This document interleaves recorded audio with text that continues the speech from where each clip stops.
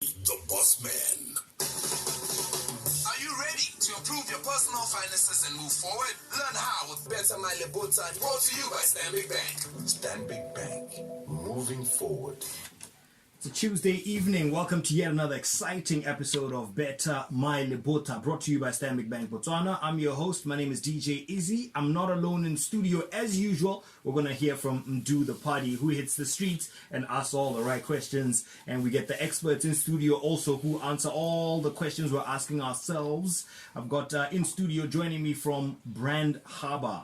He's a personal financial advisor, Dumisani Ntini. Welcome to Yarona FM. How are you? Thank you very much. I'm good. Thanks for having me. Fantastic. Can I call you Big Budget as well? Of course, that's what they know me by. Perfect. I love it. And also joining us is Diakolo Neo, who is card issuing and rewards at Stanbic Bank Botswana. Welcome to Yarona FM. How are you? I'm good. Thank you very much. I'm great as well. Great to have you. And today we're discussing budgeting for a lifestyle change. So feel free to chip in if you have any questions, comments. 74751545 WhatsApp. You can send an SMS to 16106 and we'll entertain calls on 3911066. Now, you may have a budget, but what if you have that big life change, move cities, maybe have a baby, buy a home. Budgeting for a lifestyle change can make or break you literally. Now, it might be a new job, new place, your family grows maybe, or you need to all of a sudden care for a parent or parents.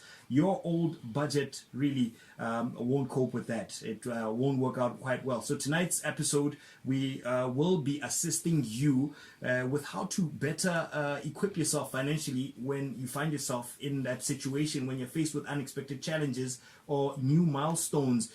Now, maybe let's start with this big budget. Let's start with you. Tell us a bit more about Brand Harbor.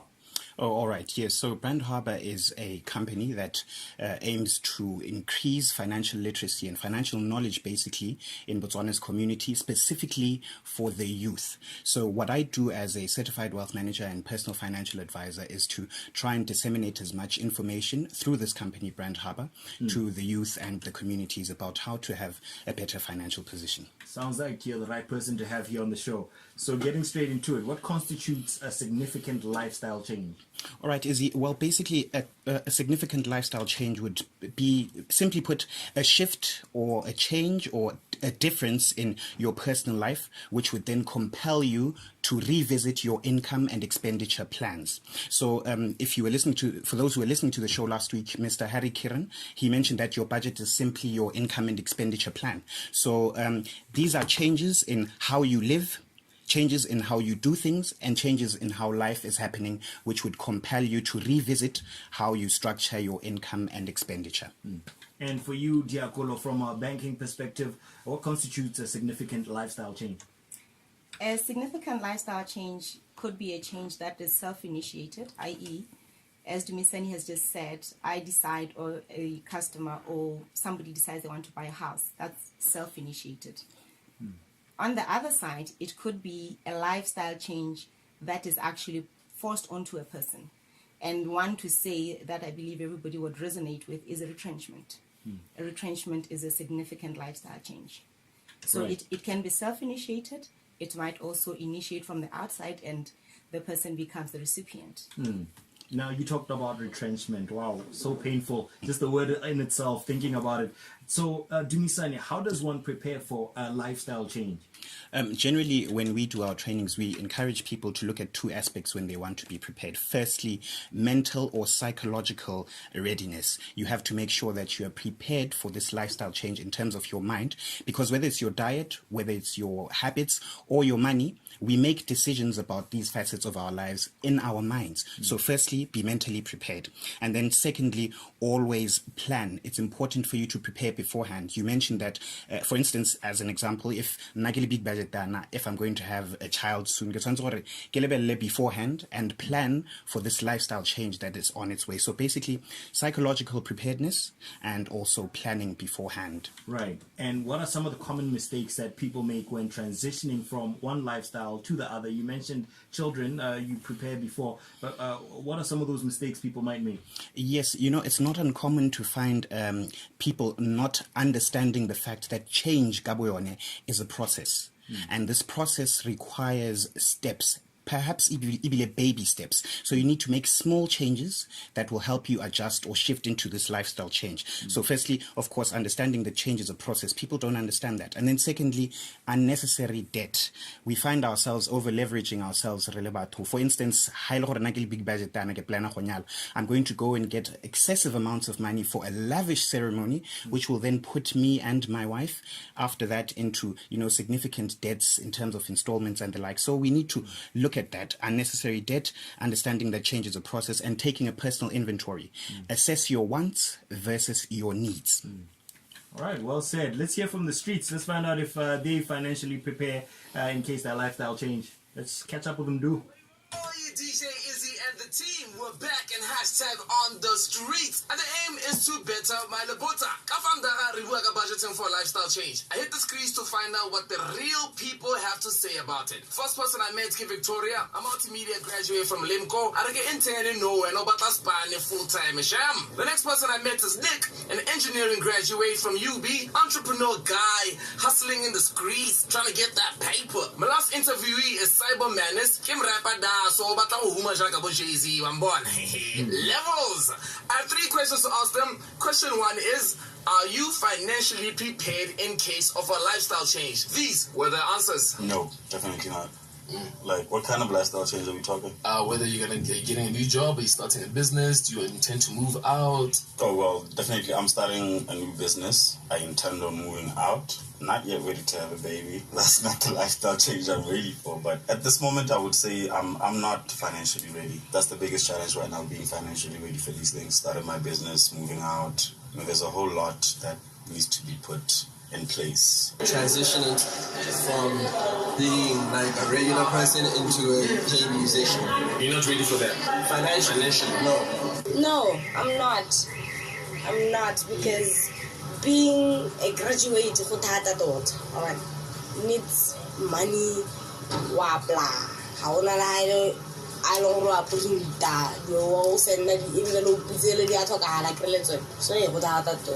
DJ Izzy.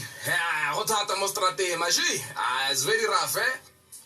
As you can hear, it's quite rough in the streets there, man. Getting on the ground comments from people, hearing what they're saying. But back to here in studio, how would you say one should adjust their budget when, say, their income increases, they get that new job, and big budget, this is going up to you. For example, maybe a pay increase, bonuses, or a promotion, and maybe some of those examples, just the changes that were mentioned there. How does one prepare? All right. What we'd advise when your income increases is 2 aspects. Firstly, look at what we call your personal balance sheet. Your personal balance sheet will show you your financial position in terms of your assets, what you own, OWN, and your liabilities, what you owe, dikoloto tsa gago, OWE. So you look at those, try and balance the 2, and when your salary or whatever it is that you've gotten increases, try as much as possible to perhaps reduce your debt, your liabilities. Secondly, we advise that when your income increases, try as best as possible not to increase your expenditure in direct proportion. Just because you can a salary increase and city, instead of for this December Dubai already. Right. No. I mean, let's try and maintain our current level of expenditure at least for a period of time, so we can accumulate those increases into something more substantial. Powerful. Now, on that note, how should one adjust their budget when their income goes down, which is the opposite? For example, retrenchment, Diakolo spoke about that earlier on, or a payment slash. It's times are tough now. Absolutely. As they were talking in these streets, so we need to understand that even when our budgets or our amounts of income go down, we need to reassess the budget altogether. So the answer is in the question itself. Firstly, structure a whole new budget, because your income is no longer what it was. Secondly, try and reduce what we call discretionary spending. Non-essential spending. I mean,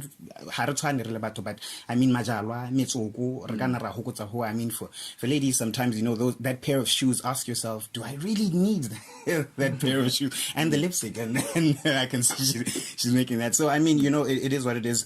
Try, make a new budget, reduce your discretionary discretionary spending, and try not to touch your savings and retirement. Despite the fact that you've got less income, ha go reye gore o reduce what you've been saving for the future and what you're saving hella generally right now. So those are 3 aspects that you could consider. All right, well said. And moving on, one of my colleagues is actually going through this one, Ross. What kind of tips would you give somebody that's ready to move out of their parents' home and go live on their own? Obviously, that's a big step as well. All right, absolutely. Tota to Ross, what I would say, all right, to anybody that's ready to move, I think 3 things. Firstly, have what we call an emergency cash reserve.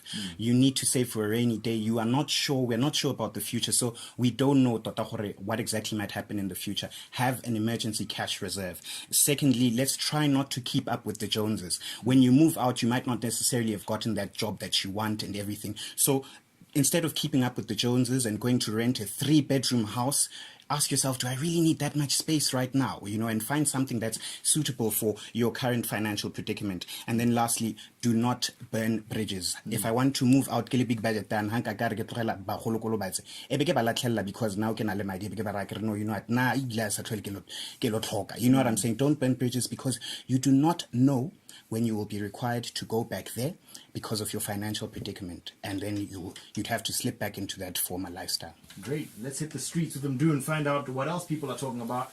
And the answers that Nick, Vic, and Cyber gave to my second question, which is, what type of lifestyle changes have you experienced financial difficulty with? Let's hear them out. Just like the regular hustle, trying to put money together to get from one place to another place, to put together like shows, to transport, just like the little things because of like a job or lack of a job and like lack of payment and regular income coming into the pocket. Transitioning from school to like starting a business, I'm about to graduate. I've been somehow running my own business in the background, but now it's time to be serious about the business and look at it more as a business rather than just like a hobby or a side hustle. There's a lot that needs to go in because number one, the school part is done. There's no more things like allowance, you know what I mean? Growing up, I have to think of things like moving out. So there's things to consider. There's rent to be paid. There's utilities. There's all that. There's myself to survive, and then also there's the business that needs to be able to run on its own. I was volunteering at Francetown. So when I needed money, I was renting. Imagine that. Ooh. Yes. I had to pay rent, I had to eat, I had to buy my goddamn. Oh, volunteer. Yes. Give my tap. Hella like I'm doing right now. Everything is on me for when I'm with the experience and whatnot. It doesn't work out the way that I wish. I just go back home and keep on hustling hard. Interesting answers there and questions asked by Amdu on the streets. Better my Lebotha on Yarona FM, live the music. In case you just tuned in, we're talking about something very interesting, budgeting for a lifestyle change. And I'm joined in studio by Diakolo Neo from Stanbic Bank, Botswana, as well as Dumisani Ntini from Brand Harbour. So as we carry on with the conversation, I know the listener of this show particularly is upwardly mobile, and they want better things, nicer things in life, and want to see them moving from where they are currently. So for those that want to relocate or find themselves in that situation where they need to move out, whether it be for work or for whatever reason, how can you advise them in terms of going through that buffer and buffering the expenses that they will probably incur due to that move, Diakolo? What I would advise anybody who's looking to relocate is, first of all, when you relocate, you need to move some of your things to wherever you're relocating to. And I would say, whenever you move anything, there's cost, there's transportation cost. So move the critical. Move that which will be more expensive to get than to transport. Anything that will be cheaper to get, garage sale, sell it. Save that money from the garage sale. Get wherever you're going and buy that. Botswana, we keep a lot of things. Moving means it's a time for you to thin out, and whatever you don't need that's not critical, sell it.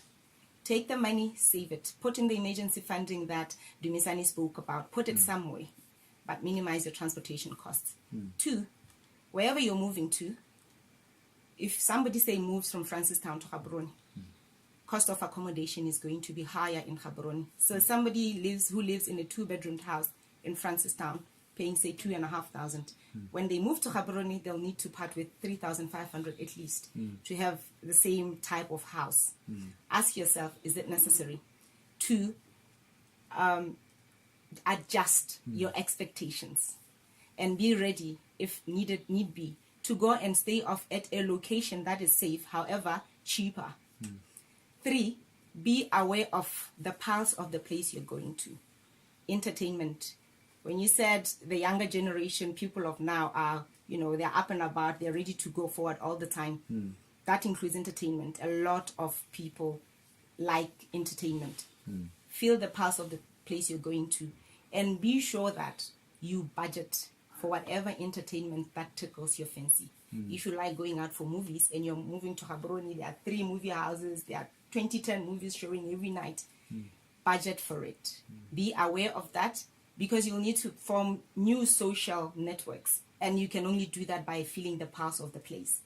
However, be aware. You might not be spending that much in Francistown as an example, but you're moving to a place that has that. And if you're moving, some people actually want to move to other countries. Be aware of the foreign exchange rate impact of whatever country you're moving to. If you are moving from Botswana and you're going to live in USA, Gosh, God help you.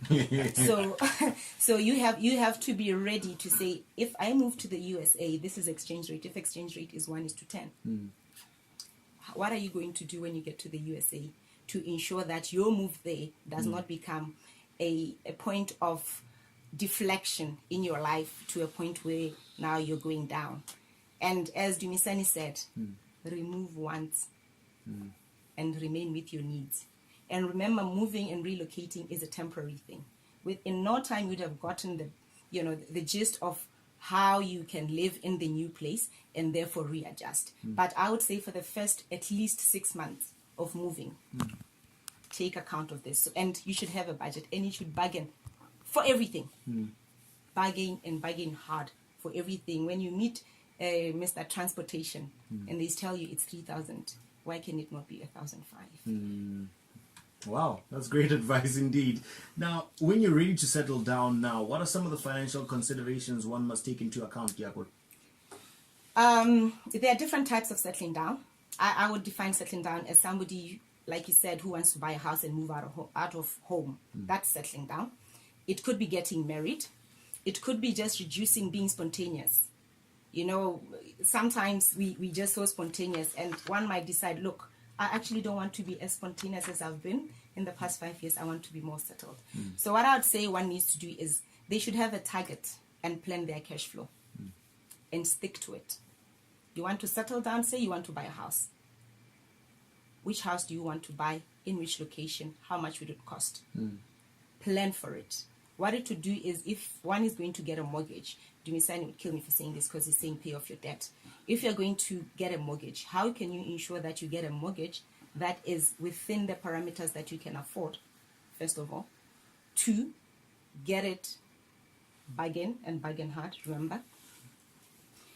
And how do you then stick to that cash flow plan that you have to ensure that whatever you've said you're going to settle down on, is it buying a house, is it reducing spontaneity, you actually keep the money for it. So you save up for it, because you cannot just wake up and say, hey, I want to buy a house. Hey, I got a house. You have to plan. And we have to be very active with our money. Money is very active. I would tell you, there are a lot of people who would say, I will have 1,000 pula left in my account by payday. Look for those people a day before payday. They will have minus 1,000 pula in their account. Money moves.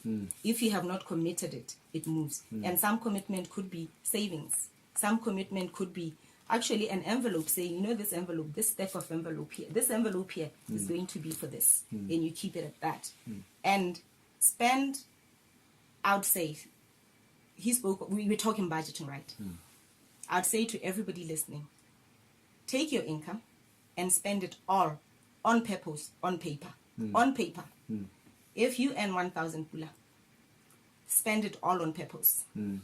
If you have not spent it all on purpose, trust me, what you have not spent will run away from you. And stretch your money.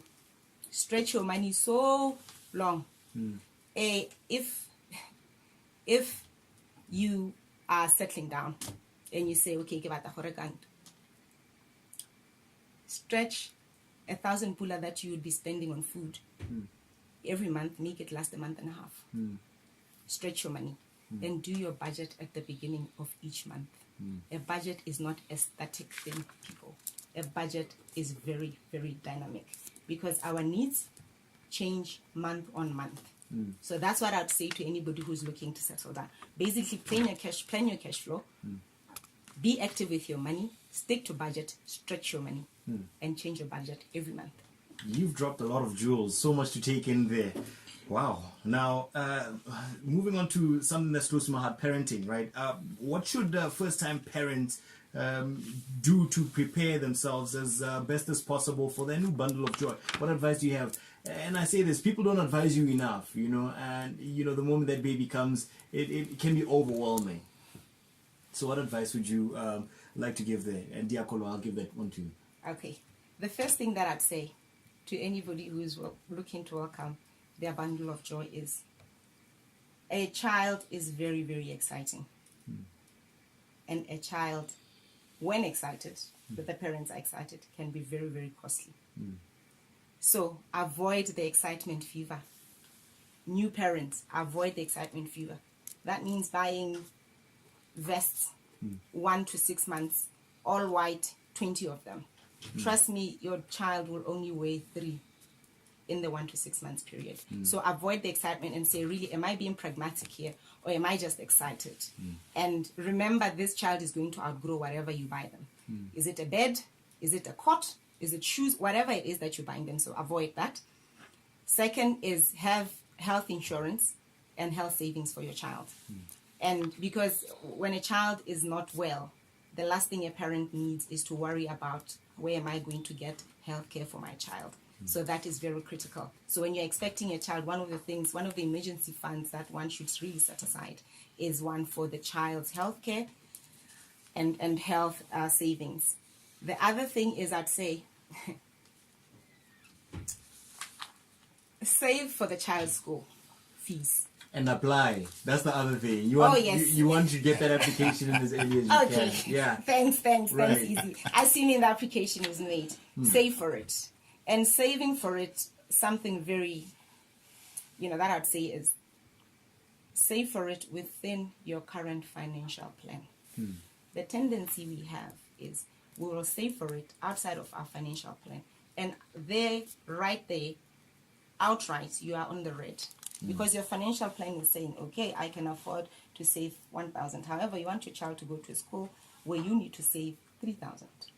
The moment you do that, one, you're either going to give up your retirement, you're going to give up your savings, which means your own financial planning now is suffering because you're saving for the child. Then your child will have a very good school, but as a parent, you'll not be well covered. So save for it within your financial plan. And coming to a close, let's learn from the streets before we learn one more time from our experts in studio. And we're still #on the streets with my very last questions for the evening to Victoria, Nick, and Cyber Menace about budgeting for a lifestyle change. The final question is there any advice you would like to know on how to better prepare for a lifestyle change? And these were the concerns. For people who are graduates, who influence you, and then we end up reducing can't Sule Hanota Tano to Sawapla. One of the Oranjala Mahabur, how is your by Mahabur? How is it? So Jalamu, so Helata, my detail, who put a woman thing go on the hearts, who just have a Zalibajan thing, but to say Halila Hale 1, 2, 3, 4. Eventually it works out. Because how is it no pressure? Can't tell Lala. While Lala, Magahalaki, so to Liki Polo, you see, so stay home and o bue le batsadi ba gago ba go thusa ba ka go reetsa. How do I keep my money in my pocket? And most importantly, how do I get the money in my pocket? You know, that's the biggest thing. Like, if there's anybody who has like a blueprint on how to do that, please do share it. Just investing instead of like chasing short-term money and like relying on short-term money. Invest long-term investments, things that will come back to me. Having passive income, understanding how to move that passive income into making continuous growth. Yeah, ne? That's all from me today. I'll be back next week with more for Better My Lebotha. # on the streets. Do the party signing out. Take it away, DJ Izzy. Thank you so much, Mdu, and to you, Victoria, Nick, and Cyber Menace. We're drawing to a close of the show, and lastly, parting thoughts on budgeting for a lifestyle change. Ladies first, Diakolo, let's start with you. Okay, so I would say to the listeners, when you budget, as I've said, make it simple and do it. Live on it. Allow it to run. If you haven't started, allow it to run for 3 to 6 months for you to get your comfort level so that you know what to run with. And as you do that, do it at the beginning of each month, like I said. Make it dynamic. Secondly, investigate any investment tools. So in the example that was given earlier, if somebody gets a bonus, a big bonus or an increase, investigate investment tools that you can take that money to. And I would say this, investigate those that have the potential to reduce your tax expenditure. Yes. Buy what you understand. That is to the investment products. Buy that which you understand. Make sure you understand it very well. And there's no fine print that might make things uncomfortable for you. Diversify your investment or even your savings and insurance products if you get in. Diversify them. Don't buy only one line of things. So don't just buy property, invest just in property. Don't just invest in stocks. Don't just invest in savings. Do other things. And I'm talking to both people who have regular income, i.e. formally employed in the employment sector, or those who have irregular income. That those might be self-employed people. Those might be students actually who get pocket money from their parents. Just because your parents give you 1,200 or whatever amount for school doesn't mean you have to spend it all. That's true. It won't last forever. Yeah. And the last thing I'd say, everything that you spend on is an opportunity cost, because money is finite. Nobody has got a sack of infinite amounts of money.